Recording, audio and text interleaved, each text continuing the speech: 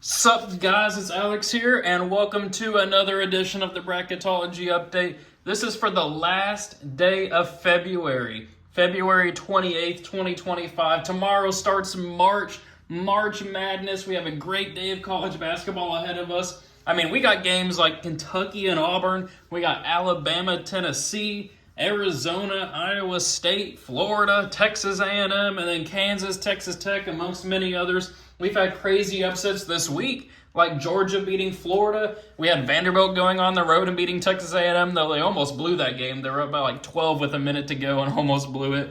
We also had Iowa State losing to Oklahoma State. Bad loss there.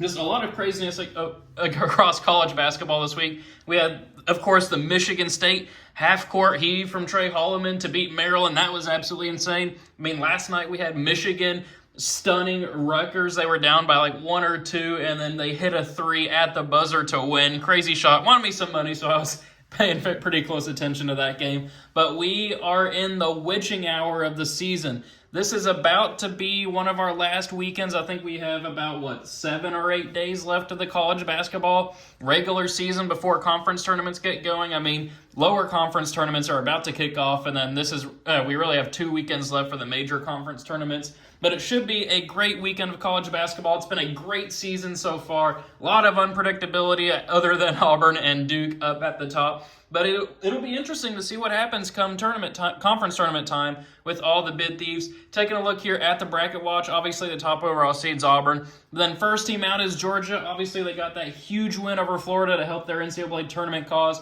They play in the tough SEC, so we'll see what happens there. But then still, speaking of the SEC, last team in being Texas there. Texas is a team that's kind of been struggling lately. I think they've lost, 5 out of their last 6 out of their last 8, something crazy like that. Not too good for the Longhorns. They did just lose to Arkansas a couple of days ago. But taking a look here at the bubble, this is kind of crazy to see here. Baylor on the bubble. Baylor, I think they're on, a 3-game losing streak now, something like that. They just lost to Cincinnati. It's going to be crazy if Baylor doesn't make the tournament. They were in the national championship game a couple of years ago. Maybe they won the championship game now I think about it. I'm trying to remember. It was only 3 or 4 years ago, so I should know that. But then we also have San Diego State, Arkansas, and Nebraska here on the last 4 byes. Arkansas playing their way back into the tournament. They were completely off the bubble about a month ago, but they've been stringing together some quality wins. Kind of a typical Calipari team getting better as the season progresses. Then the last 4 in are Oklahoma, who had that crazy game against Kentucky in the middle of the week. Crazy ending there, Kentucky winning by 1. Then we have Indiana, who's been getting some good wins. They just beat Purdue over the weekend. Then we have Ohio State and Texas there in the last 4 in. So a lot of big names here on the bubble. First 4 out are Georgia, North Carolina, who's been hovering around there. They're stacking up a big win streak here, but of course they're all against teams that aren't in the NCAA tournament, so that doesn't really help. Those are just the games that North Carolina can't lose, but winning doesn't really do much to help them. And Boise State and Xavier rounding out the first 4 out. And then the next 4 out are Wake Forest, SMU, Cincinnati, and Villanova. So 2 ACC teams and then 2 Big East teams over there on the... Actually, no, Cincinnati's not the Big East anymore. They're in the Big 12 now. Come on, Alex. But anyway, as you guys know, every time we do these bracketologies, I go to the vertex42.com, download their Excel bracket template, and then fill it out here. I always love doing it. We're a month out from the tournament. I'm looking for ways to make this look a little bit better. I've had a couple submissions on email from you guys, which I've really appreciated, actually. I'm kind of scrolling through there, seeing what I can make work and all that. So if you have a more visually appealing way of doing these bracketologies, feel free to shoot it my way. I'm happy to try to make this visually appealing, because obviously looking at an Excel file is not the most visually appealing way of doing these bracketologies now that Brackify's been shut down for a couple of years. But anyway, 4 minutes into the video, it is time to go ahead and make our predictions based off of what we think would happen in the NCAA tournament if it were to be held today using this bracketology. So up first, we'll start with this top left regional. Obviously, Auburn's going to beat the winner of Southern and American. Then this would be a fantastic game to watch here. Illinois and Vanderbilt, that'd be really fun to watch. But Illinois just hasn't really been playing too well lately. They've been sick for a lot of it too. Just a bad February for that team.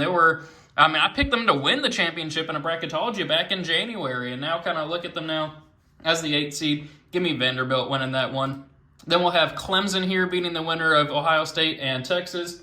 All these 3 teams have beat Kentucky in the year, so kind of funny situation there. But give me Clemson to beat the winner of Ohio State and Texas, which give me Ohio State in that matchup right now.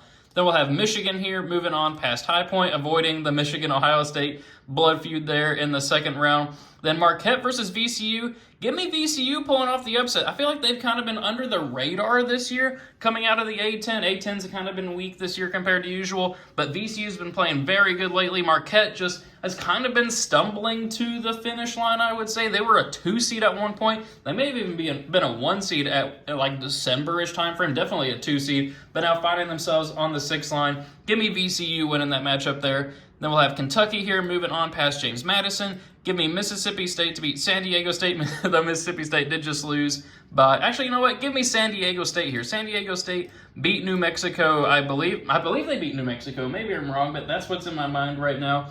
Earlier this week, and then Mississippi State got blown out by like 30 to Alabama. Then we'll have Iowa State here moving on past Montana. So in first spot in the Sweet 16, Auburn versus Vanderbilt SEC rematch here. Vanderbilt gave Auburn trouble back when they played at Vanderbilt at Memorial Coliseum, but give me Auburn winning that one there. Clemson and Michigan, this one will be a fun matchup here. I feel bad that one of these two teams is going to have to fall in the second round. Like, both these teams are really good. Should be a fantastic game to watch. But give me the Wolverines of Michigan. They are just getting battle-tested out there in the Big Ten. I worry a little bit about Clemson this year. I think Clemson's definitely a Sweet 16 caliber team, maybe even Elite 8, but I just think Michigan's the stronger team this year, a stronger coaching, stronger roster. Give me Michigan advancing on there, where we will also have Kentucky handling VCU here to move on to the Sweet 16. And then, you know what? I'm out on Iowa State. I've been saying it for the last few bracketologies. I am just out on Iowa State. I don't believe in that team. I've said it. I am putting my, what is that? Something in the sand here. I can't remember what the phrasing is, but I'm just out on Iowa State. I will freely admit it. Unless they win the Big 12 tournament, I just don't see them moving far in the tournament. Give me San Diego State pulling off the 10-2 upset. So in first spot in the Elite 8, Auburn versus Michigan, storied programs here, but give me Auburn, and they will face Kentucky there in the Elite 8. And then first spot in the Final Four. I mean, I hate to do it, putting the number 1 overall seed in the Final Four, but they are the number 1 overall seed for a reason. I got Auburn advancing out of that bracket. I don't, like, that's a pretty, honestly, a really easy bracket for Auburn. Iowa State, I've just talked about them. Kentucky's not the strongest team this year, obviously. They've had, 8-9 losses, something like that as a 3 seed. Michigan's had their issues as well. Same thing with Clemson. I mean, Auburn's just by far and away the best team out of this region. So give me the Tigers advancing on there. Then we'll move over here to the top right one. We'll take Duke to beat the winner of Marist and Southeast Missouri, which I think would be Marist. Then give me UConn to pull off the slight 9-8 upset over New Mexico and continue their run for a three-peat. Then I do like Yale as a 12 seed, but I don't think that they'd beat Missouri. I think Missouri's just too good of a team this year. And then give me Lipscomb pulling off the 13-4 upset. Purdue just is kind of like Kentucky, kind of like a few of these other teams like Marquette even. They just have weird losses. Like, they just don't show up for games sometimes. They've had a couple like home losses too that are kind of weird. Give me Lipscomb coming out of the, I think it's A-Sun, Atlantic Sun, something like that. Give me them pulling off the 13-4 upset. And then speaking of upsets, we're going to keep it rolling here. UC San Diego, I've been pounding the table for them in my bracketologies lately. I think that they're going to pull off a first-round upset in the real NCAA tournament. Battle of California here at Los Angeles versus San Diego. Give me UC San Diego. And then give me Towson to cover, but to actually beat Texas Tech, that's not happening. Give me Texas Tech. Then give me John Calipari finally getting an NCAA tournament win, beating Memphis there 10-7. And we'll take Tennessee here, advancing on past Norfolk State. Then for a spot in the Sweet 16, Duke versus Connecticut. Give me Duke ending the potential three-peat run of UConn. I would love to see UConn potentially pull off that upset there, but I just don't think that's going to happen. Then Missouri versus Lipscomb. Do we continue the run here of 13 seed Lipscomb potentially making the Sweet 16? I just don't see it happening. Give me Missouri pulling off the 5-13 victory. Then we have UC San Diego versus Texas Tech here. Texas Tech had a great game against Houston. Fell up short, though, at home. I'm going to do it, man. This is not a knock against Texas Tech. I swear it's not. I know I have them losing pretty early in the tournaments. In these bracketologies, actually, over the last couple of times I've done them. But I am pounding the table for UC San Diego. This is not an anti-Texas Tech pick here. This is a pro-UC San Diego. Give me them making the Sweet 16 here as an 11 seed. And then we'll have Tennessee here moving on past Arkansas. So then for a spot in the Elite 8, battle for Mark Mitchell here. He was a former Duke player. Now he plays for Missouri. But I think that Duke is going to handle their business there and move on to the Elite 8. Then UC San Diego versus Tennessee. I mean, I would love to see an 11 seed here in the Elite Eight. It was this region last year that had an 11 seed win the whole thing with NC State. That was a fun run. But UC San Diego is going to fall up short here. And I hate to have a 1 versus 2 seed here. I mean, we had upsets in here. We had 13 seed Lipscomb winning. We had 10 seed Arkansas winning. 9 seed UConn. We had an 11 seed making the Sweet 16. But the cream will rise to the top here. Give me Duke advancing on to the Final Four and having 2 1 seeds already. So we'll move on down here to the bottom right one, Alabama versus Bryant. Give me Alabama to move on there. We're not seeing a 16 seed get a victory this year. Creighton versus Gonzaga, very down year for Creighton. Give me Creighton. I just messed up something with an Excel format there. Actually, there we go. We'll just go ahead and move that on over here. So then Maryland versus McNeese. McNeese, I would love to pick them here to beat Maryland, but I just think that Maryland's a much better team than people are giving them credit for. They're not really getting that national spotlight. Give me Maryland. I mean, I would love to see McNeese pull off the victory there, but it's just not going to happen. Maryland's too good of a team. Then we'll go with Arizona here, moving on past Akron. Kansas versus Nebraska. It's weird seeing Kansas as a 6 seed. It looks like they're starting to get things back on track. Give me them to beat Nebraska. Then we'll have Texas A&M here, moving on past Utah Valley. Then we'll have Baylor as a 10 seed beating 7 seed Ole Miss there in a nice little 10-7 upset.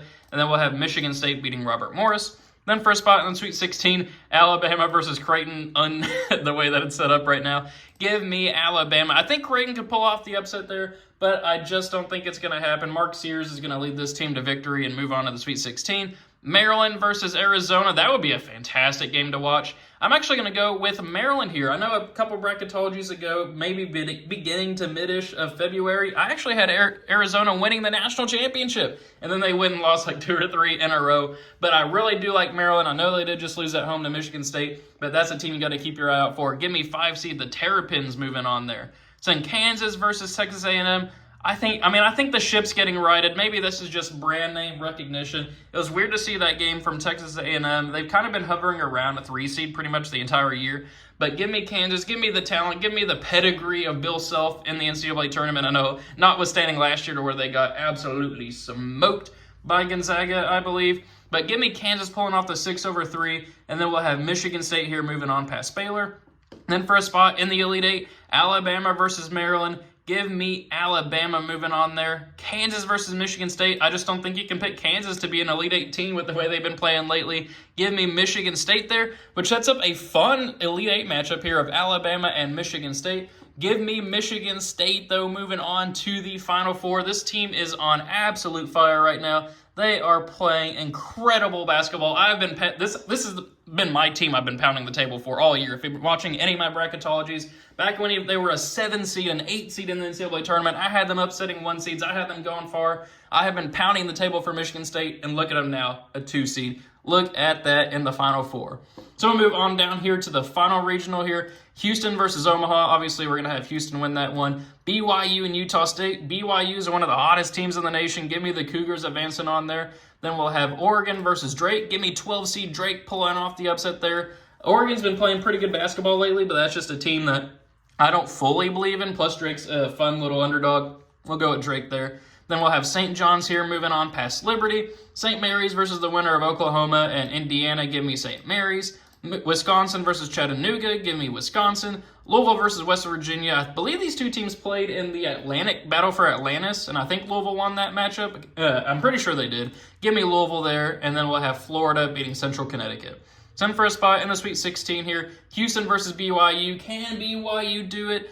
I just don't think it's going to happen. I've had Houston winning the national championship in many bracketologies lately. Give me Houston advancing on there, though. I think that game will be closer than people give them credit for. Big 12 rematch there as well. Then we'll have St. John's here moving on past Drake. Then St. Mary's versus Wisconsin. Wisconsin's a team that I'm just not as high on them this year as a lot of people are, to be honest with you. St. Mary's, only 4 losses this year, 1 loss in conference play. I think St. Mary's is probably the better team there, but give me Wisconsin here advancing on to the Sweet 16. And then Louisville versus Florida. Give me 7 seed Louisville pulling off the upset. Florida's a team that has been pretty good. They've fought back against Georgia. They were down by like 20-something to Georgia at some point. But Louisville, if they catch fire, they can beat anybody in the nation. I mean, they're running roughshod through a very weak ACC this year. But there's always a couple high seeds that lose earlier than people think. I think this year that could be Florida, that could be Iowa State. Give me 7 seed Louisville here in the Elite Eight, or in the Sweet 16. Then for a spot in the Elite Eight, speaking of that, I'm taking St. John's. Legendary coaches here with Rick Pitino versus Kelvin Sampson. Legendary teams as well, Houston and St. John's, just looking at college basketball history there. But St. John's has been playing incredible basketball this year, a top 10 team in the AP poll, playing well in the Big East as well. Looks like they should run away with the regular season title in that one. Give me St. John's pulling off the upset. How about that?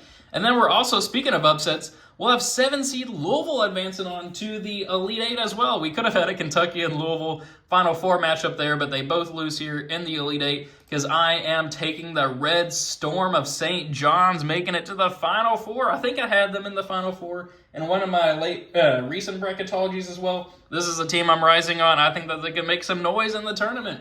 So then for a spot in the national championship game, Auburn versus St. John's. Give me Auburn. I would love to see St. John's make that national championship game, but I think that Auburn is going to rise to the top there. Where I do think, I'm going with Michigan State in this one. I mean, I don't want to be too chalky and have the top 2 teams in the national championship, especially 2 teams that I've been having in the Final Four in pretty much all my videos lately. But Michigan State deserves to be in the national championship game as well. They've been playing fantastic basketball lately. Been rooting for them. Tom Izzo trying to restore that program back to prominence. I mean, they're always around, but they haven't been like a contender in a while. That changes this year, putting them in the national championship game, but they will fall short to the Auburn Tigers, who are just running roughshod over the entire SEC this year, the entire nation. They've been the number 1 team in the nation for, I mean, pretty much the entire year at this point.